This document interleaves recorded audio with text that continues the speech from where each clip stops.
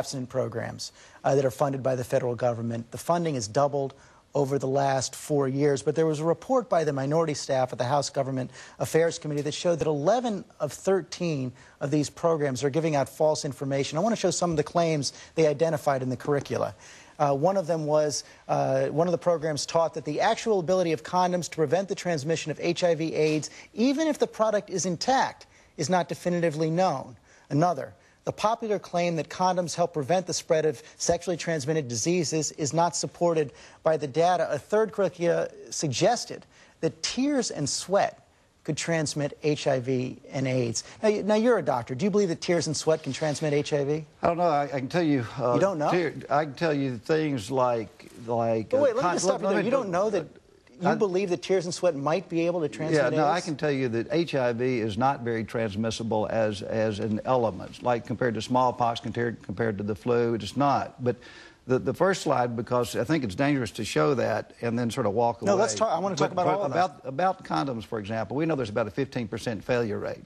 You know, this is a deadly virus, and you know it is directly transmissible with a relatively high degree of infectivity by sexual relations. If there's a 15% failure rate in condoms. But this was suggesting that they don't work even if the condom is intact. No, I know, but let me just say, because the whole success, if you look in Africa today, where, as you know, 28 million people are infected today, is on this ABC. Abstinence, which is sort of the initial thrust itself, which is the only way to prevent it. Only way to prevent it. Only surefire way. That's right. Only surefire. Very hard culturally and lots of approaches. Being faithful, again, one partner, and in certain cultures that's very hard. And then third, condoms.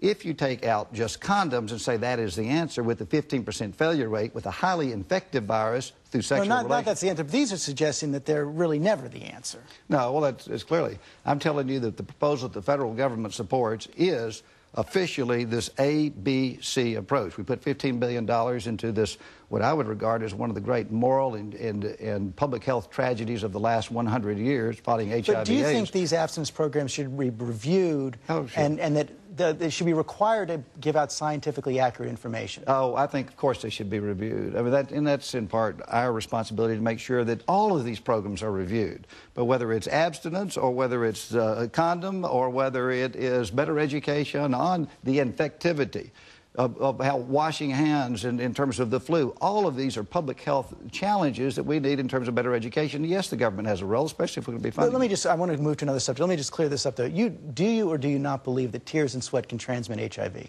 It would be very hard. It would be very hard for tears and sweat to, I mean, you can get virus in tears and sweat, but in terms of the degree of infecting somebody, it would be very hard. Okay, let me turn one final subject.